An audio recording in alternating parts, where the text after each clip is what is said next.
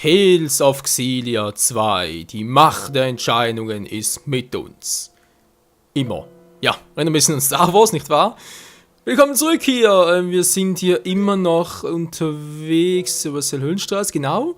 Weil im letzten Part haben wir zwar irgendwie Aska, ein großes lichtes Plug gemacht, aber irgendwie war das nicht der Katalysator, scheinbar dieser Splitterdimension. Und ja, die Frage ist, wer ist jetzt hier der Katalysator, genau.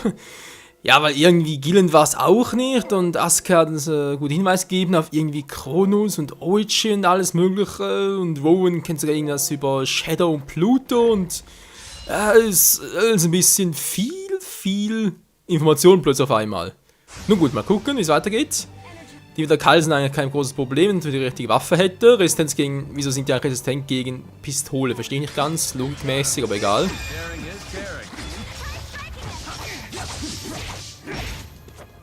Wir können mal mit Leas ganz noch machen.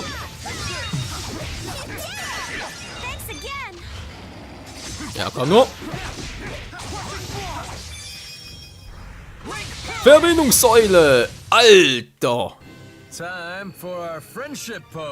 Yo, please!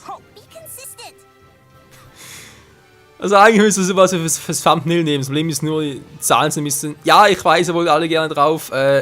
So geht das nicht, ja. Ja. Wieder mal die Arschkarte.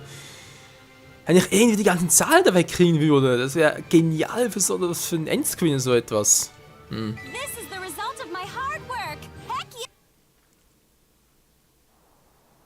Ach ja, trotz allem ein schönes Spiel. Okay, wir sind im Hauptkapitel.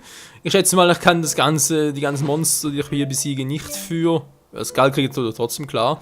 Einfach die Monstermission nehmen, das geht wohl eher weniger. Doof zwar, was willst du machen? Ja, also, was der Höhenstraße noch gewohnt war. Die Frage ist, soll da jetzt groß als Gegner eingehen oder gehe ich da einfach ein bisschen durch? Weil wir haben es im Kampf gegen Aska gesehen. Training brauchen wir nicht, oder noch nicht, wie auch immer. Von dem soll ich da jetzt groß was drum machen? Ich weiß ja nicht. Na, wird einen neuen Geier noch platt machen. Das ist kein Ninja, da wird ein Geier und ein Keiler. Okay, da wird es schwächer, ist mir egal.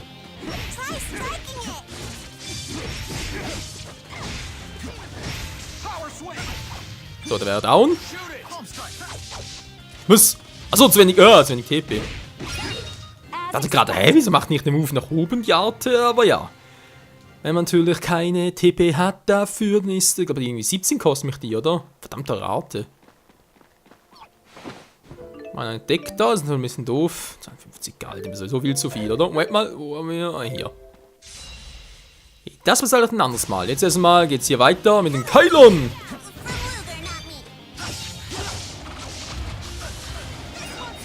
Ja, kommt nur.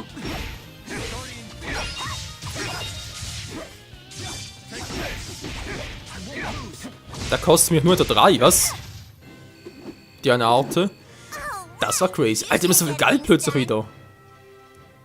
Ich glaube, das ist generell bei den Splitterdimensionen so, oder? Verrückt. Verrückt.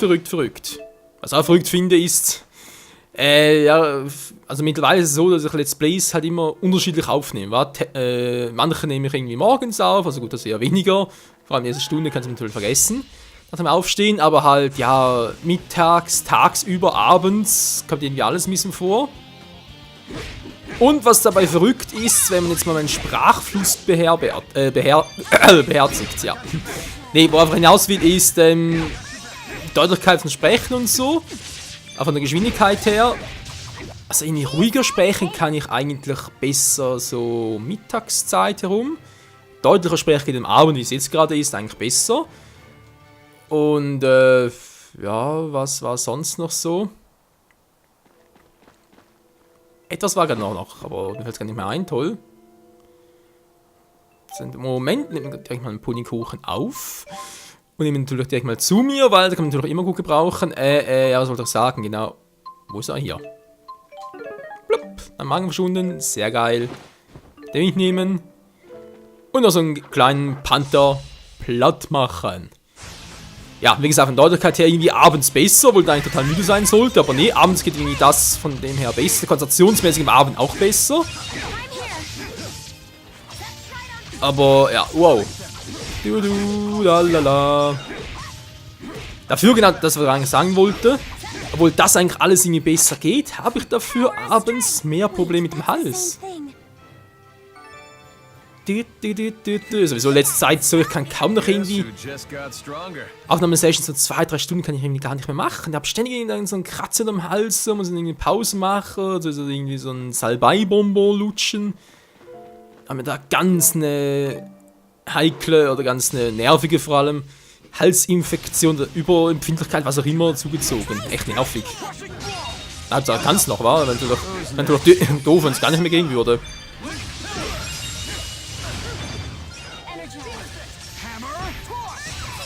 Wow, das ist ganz neu, wa? Auf die Entfernung einen Hammer werfen. Naja. Mittlere Entfernung. Puddingkuchen, ja, ja, ich krieg mehr TP, das ist geil, Mann. So, wo da lang hin? Da oben.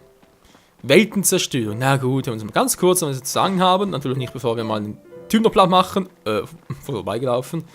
Okay, Weltenzerstörung, los geht's.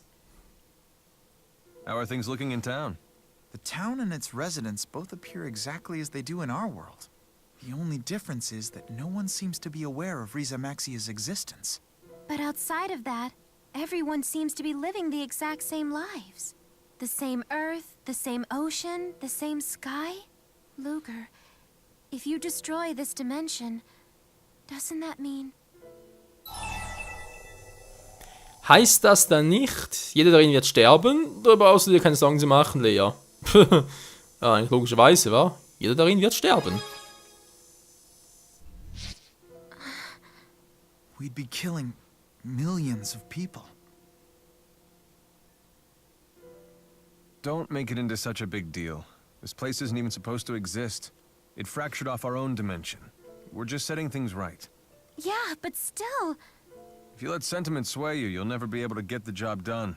Well, I guess you're more of an adult than I am. You didn't need to provoke her like that. I think I kinda did. Someone needs to be the bad guy, and I've had more practice than most. After all, it wouldn't be fair to let poor Luger take all the heat for this. Thanks. Ja, danke, Elvin. Aber trotzdem, die Frage ist doch, wieso gibt's überhaupt diese Split-Dimension? Und wieso müssen wir es eigentlich machen? Klar, wir sind der von Wrestling und so, gibt irgendwie Sinn. Aber ist doch eigentlich die Aufgabe eher von Kronos zum Beispiel, oder? Er müsste eigentlich so der Typ über Raum und Zeit sein.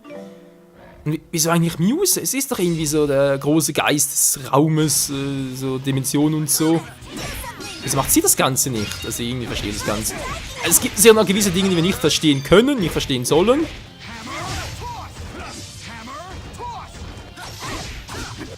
Ich finde den Hammer einfach genial, hey. Und bald wieder ein bisschen mehr Level-Ups, jemand. So. So. Ansonsten relativ ruhig hier gerade in der Splitter-Dimension. Ja, ich muss mal langsam Abkürzung dafür finden, weil immer Splitter-Dimension sagen ist ein bisschen nervig. Crazy Demons. Fand ich gerade besser.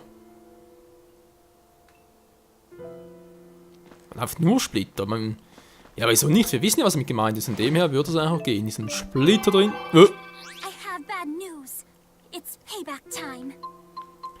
Ah, tschüss. Geh mir auf die. Geh mir echt auf die Nerven. So, ein Straße, doch geht's so, okay. Dann geh einfach mal durch, denn wir haben sowieso nichts mehr zu tun. Jetzt kommt halt schon wieder. Halt durch, noch 10 Minuten. Danach noch mal 2-3 Episoden. Na, ganz toll. Ja gut, ich habe heute bereits 4 Parts bereits aufgenommen von Tales of Xillia 2, aber trotzdem. Und da ist gerade einer hinter uns, wow. Ja, gut, halt die Fresse, man will abspeichern. Doofe Viecher.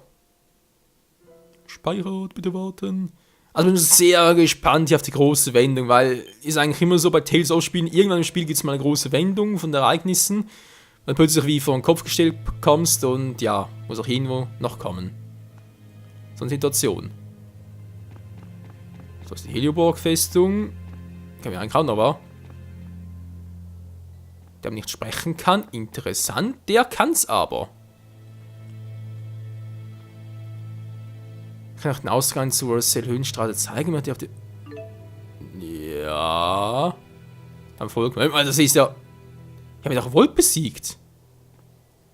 Gut, es ist vielleicht eine andere Splitter-Dingsbums, aber es ist der gleiche Ort.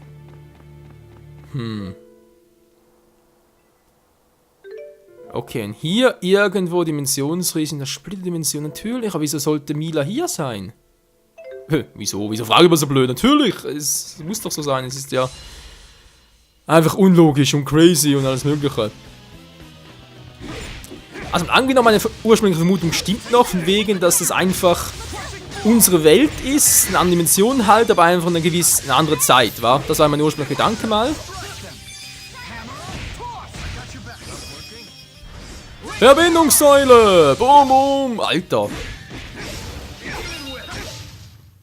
Lea, das haut aber rein. Aber ich krieg nichts dazu, das ist doch pervers, Mann. So, sind wir also hier. Überall schimmert etwas, überall hat's Viecher, überall hat's, ja, was zum Aufsammeln. Aber ist eigentlich momentan alles ein bisschen scheißegal, wenn ich ehrlich sein soll.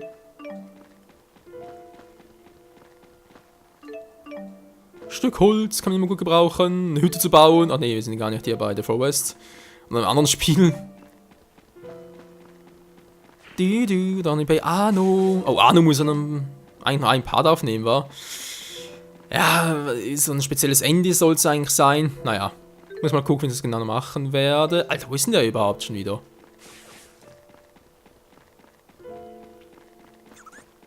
Ja, wie gesagt, wenn das wirklich so eine andere Dimension ist, halt, wo aber alles ein bisschen zeitversetzt ist, sprich das Ganze vielleicht 10, 20 Jahre vorher stattfindet. Wobei, dann stimmt das mit Elvins Alter nicht, wahr? Obwohl, wenn er natürlich etwa 27 ist, 10 Jahre vorher, wobei ich dachte irgendwie, es war doch damals so, und hieß es zumindest noch, dass Elvin, wann kam er jetzt bei Tales of Xillia? Also spielen natürlich ein Vorne-Ereignissen dort. Kam er von Olympus nach Risa Max. Ja, wie alt war denn damals, wo er darüber kam? Das kann gar nicht gewesen sein. Oder eben doch? Ich habe keine Ahnung, ganz ehrlich. Ja, mal gucken, kommt er jetzt bei ihr schon wieder. Die klappt auch nicht, wa? Nee, weil er ist nicht ganz so einfach.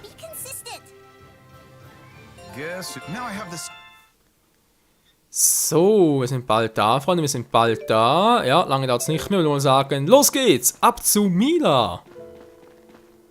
Und schauen, was das Spiel eigentlich so bereithält. Immer noch nicht? Totalen Kluft, nee, ganz sicher nicht, aber böse Erinnerungen. Da vorne ist sie. Ja, wie gesagt, wenn das angenommen ist, ist so und das Ganze, also diese Dimension, die spielt... Oh, come on. Let's at least keep moving forward. Wir sind doch schon dabei. Und das Ganze, wie gesagt, etwa, sagen wir jetzt mal 10, 15 Jahre vorher spielen, oder? Einfach so eine Zeit, wo halt alle noch in Olympus waren, noch gar nicht daran gedacht haben, nach Risa Max zu gehen. Oder das Schießmal anzukratzen, wie es noch bei Tales of Xillia war. Dann irgendwie muss man sich doch überlegen, was könnte Mila hier zu suchen haben? Oder was in der Ursprungsversion die Max noch erschaffen hatte. Mila hatte gesagt, dass sie eigentlich das Schießmal errichtet hat. Also zumindest weiß sie davon, wa? Wir wissen damals ja nicht, ob es wirklich Max war oder Mila. So, hat man langsam gespannt. Ich sehe gar noch nichts da vorne von ihr. Ne, so eine Dimensionsrissen da vorne sehe. Mila, bist du ja wirklich... Und vor allem ist die echte, ist also so eine Splitter-Dingsbums und was war vorhin mit Asuka in den letzten Episoden noch. Die hat uns irgendwie so angesprochen, als wäre sie die echte. Nur irgendwie hier verwirrt. Gibt es doch nur irgendwie... Pro großen Geist hat nur ein Exemplar, dann halt einfach irgendwie... Ja... In den Dimensionen einfach irgendwie hin und her wandern können. In Splitterdimensionen, keine Ahnung. Auch ein Stern sehe ich zwar da vorne, aber es sind noch keine Charakter. Zu spät.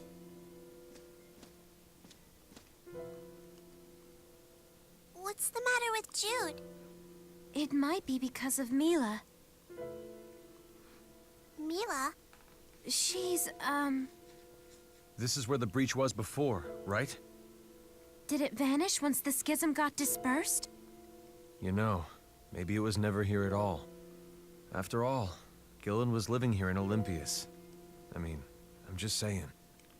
Yeah, you're right. The schism is still here. The dimensional breach never opened. So, Olympius and Riza Maxia are still divided in this dimension. You're all making no sense to me. that means Maxwell must still be around. Oh oh. Das hätte ich wohl lieber nicht gesagt, spricht Jude nicht.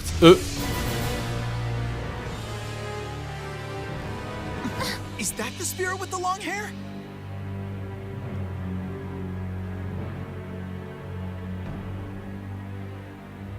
If the other worlds are like this, then the sacred land should remain safe. The sacred land. Wait, is that the land of Canaan?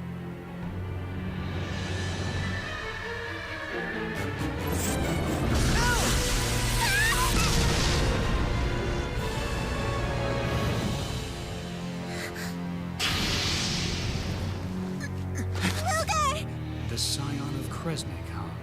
Must you keep insisting on crossing dimensions in search of the key? So, what's your story? I am the guardian of the land of Canaan. I am the great spirit Kronos. Scheiße. I hurl you into the abyss between dimensions, like I did with the new Maxwell, who sided with the humans. Maxwell!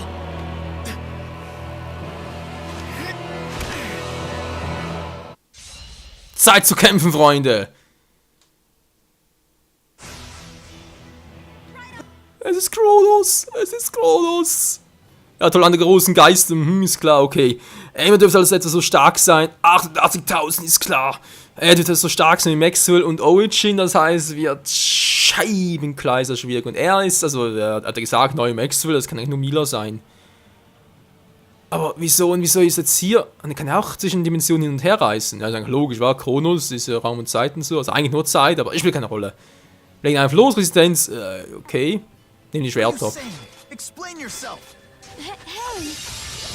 Du musst ihn abbrechen! And I'll beat an answer out of you. Was? Du kannst ihn gar nicht treffen?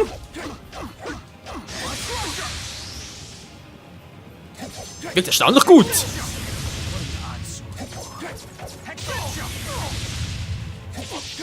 Das Problem ist nur, ich kann den Modus nicht lange aufrechterhalten. Das ist natürlich ein bisschen das Problem hier. Vielleicht nicht der Jude. Wow.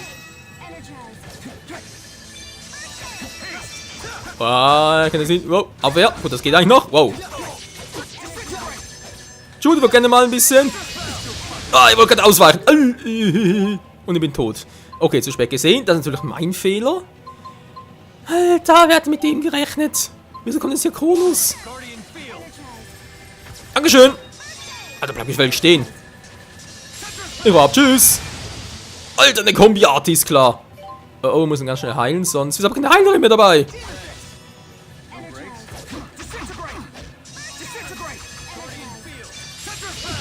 Ah, ihr wollt doch gerade... Wow.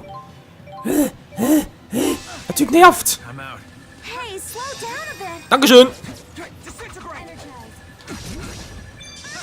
Time for some fun. Right on! Ich kann gerne was anderes versuchen. Wow. Oh, wieder tot. Da ist doch übel. Das ist vor allem scheiße übel. So, jetzt reicht mir langsam. Ich hab die Schnauze voll von dir jetzt. Hey, dich dir aber in die Fresse, Alter.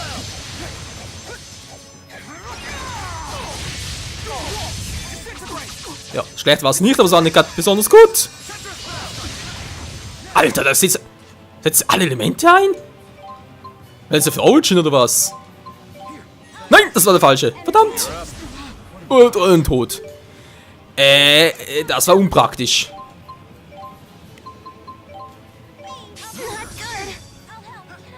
Verdammt, das ist natürlich Leon tot. Alle sterben plötzlich. Also haben wir recht, kann irgendwie alle Elemente einsetzen plötzlich. Ich dachte, das könnte nur Maxwell und Origin. Gut, die soll es ja nicht können, war also sowieso klar. Der ist so kräftig wie Muse. So kommt natürlich gerade mein Auge noch. Der Part ist auch langsam vorbei. Ist ja natürlich sonnenklar. Ja, mein Auge juckt. Wieso juckt mein Auge? Unpraktisch. Ich hau wieder ab. Tschüss. Kein Bock drauf. Ich würde sie ja Lea gerne heilen. Momentan keine Zeit dafür. Na toll, ein Shootdown ist sowieso ein Problem.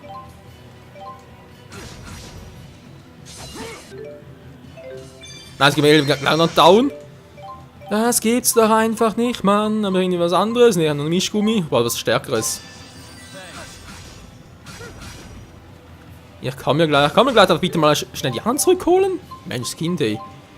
Trank des Lebens. Du. Jetzt hau ich dir aber langsam mal in die Fresse, Alter.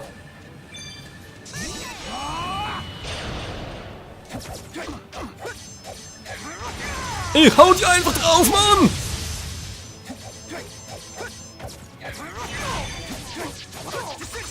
Das ist ein verdammter Schaden, wenn ich den Chromatus-Modus kriege. Oh, ist das übel. Wow, Hilfe. Weg hier. So, wie geht's uns allen? Relativ gut. Wieso? Er hat echte Elemente drauf, das gibt's nicht. Er ist wie Origin. Quatsch, natürlich wie Maxwell. Moment, Maxwell konnte ja auch das. Aber können die drei in alle Variante, wa? Also sprich, was wollte ich gerade machen? Genau, Dank des Lebens. Sprich, dass der einfach die Kräfte von Muse und den 4 Großen hat. Also wie Naturgeist natürlich.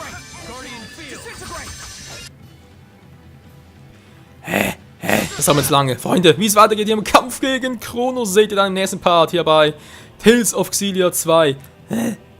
Scheiße, was für ein anscheinender Gegner. Verdammt, bis zum nächsten Mal. Tschüss.